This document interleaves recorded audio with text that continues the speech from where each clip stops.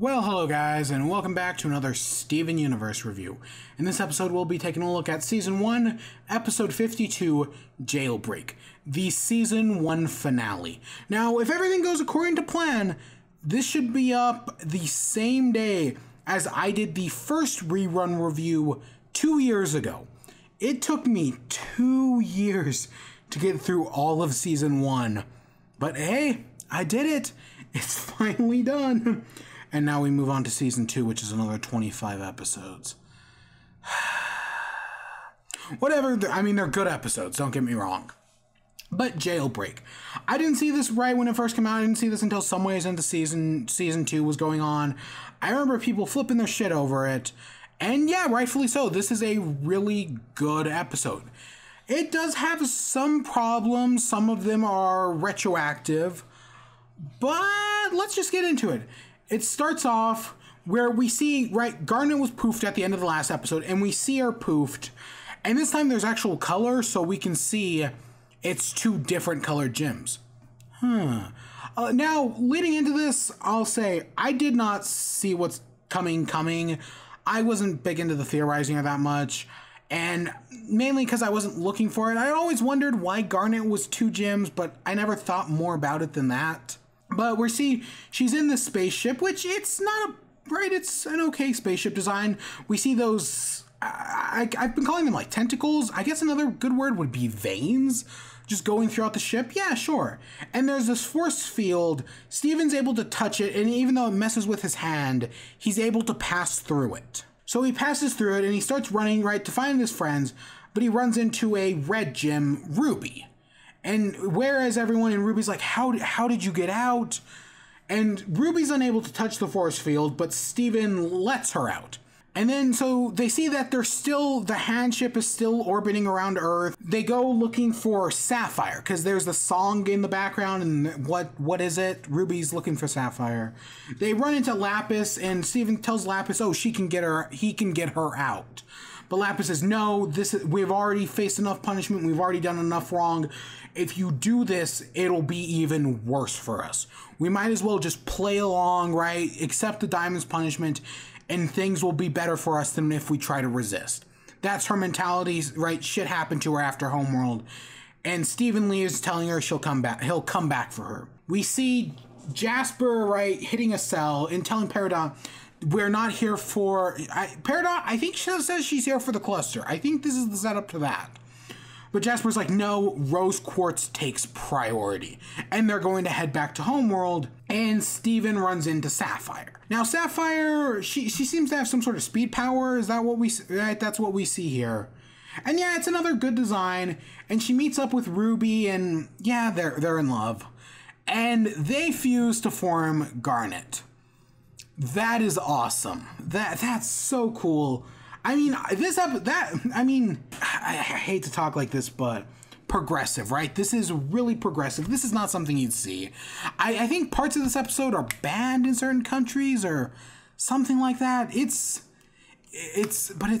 so good, and it's not something I saw coming. And like I said, I didn't see this episode when it first aired. Nobody spoiled this for me. I mean, people spoiled Jasper. I knew who Jasper was. Nobody spoiled Ruby and Sapphire for me. I found that out for the first time when I was watching this episode, probably months after it aired. Probably, I don't remember. That's interesting. But we see, right, so Garnet's gonna stay and deal with Jasper, and she gives Steven the future vision kiss. Again, everything from the last 10 episodes has been building towards this moment. Arguably everything from episodes 24 and 25, or 25 and 26. I always forget the numbering. But Garnet's gonna fight Jasper, and Jasper's fusion is just a cheap trick to make weak gems strong. Good line, but of course Garnet's gonna prove she's stronger. And we get the song Stronger Than You. For a lot of people, this is their favorite song in the show. And yeah, I get it. This is a really good, really enjoyable song. And while Garnet's fighting Jasper, we see Amethyst and Pearl, right, they break free with Steven and they take control of the ship. We get Peridot's first use of the word Claude, That'll be a recurring thing. I also want to focus, so back with the Jasper and Garnet fight, I want to focus on the interior of the spaceship, because even though it's metal, it's still like a planet, right? As they burrow through it, you can see layers as if they're on a planet, because they're still gems, they're still rocks. That's really cool. It actually makes perfect sense. It works that way. But Garnet's able to kick Jasper's ass, throw her into the core of the ship, and crash the ship. Peridot's able to escape while all of that's happening, and the ship crashes. Of course, it crashes right next to their hill in Beach City. That makes perfect sense.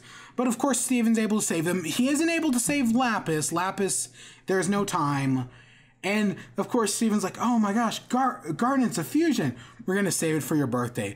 That's both really cute and a bit of foreshadowing. I always like that. There is so much foreshadowing in this show, it's unbelievable. But we find out, of course, Jasper's still alive. She's still, I mean, God, she just crashed into the energy core of a ship. The ship crashed and she still made it out. She is strong as hell. But she says, you only beat me because you're a fusion.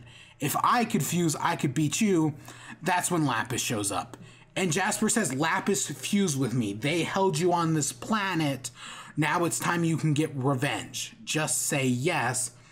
And Lapis agrees, and we see the Lapis and Jasper fusion. Spoilers, it's called Malachite. We'll find that out in like 10 episode. And it's a really good design, but instead the twist is Lapis takes control, chains up Malachite, and drags them into the ocean with let's stay on this miserable planet together.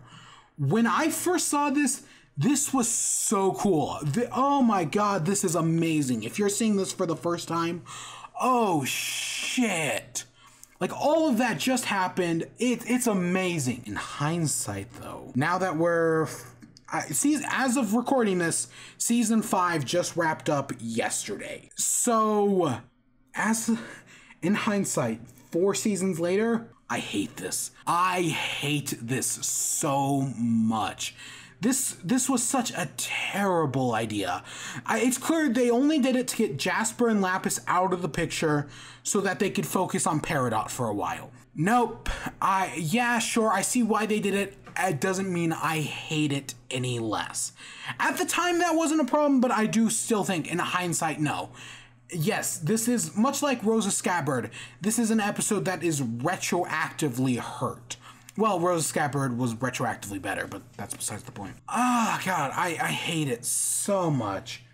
I really do. I don't want to go into any more detail because that'll spoil stuff. And there's still another, again, 4 or 5 seasons after this. So yeah, go watch that. And yeah, that's where the episode ends. Earlier on in the last episode, Steven called Connie. It didn't go through. Now Connie calls Steven, and it's just like, oh shit, all this happened as the world's burning behind them. And that's where the episode ends. It's, even with my problems, well, my one retroactive problem, I still do think this is an amazing episode. It's got an amazing song, some amazing moments. The reveal of Ruby and Sapphire is great. It all just works in tandem really well, and it's a great place to end the season. And yeah, 1 season to go, and we're all done. We're all caught up with the rerun reviews. It'll take about another year, mark my words. Well, I mean, who knows when Steven's coming back? Star's delayed until 2019. Rick and Morty won't be back for another 2 years, who knows? But I hope you all enjoyed. Stay tuned for more. Until next time, peace.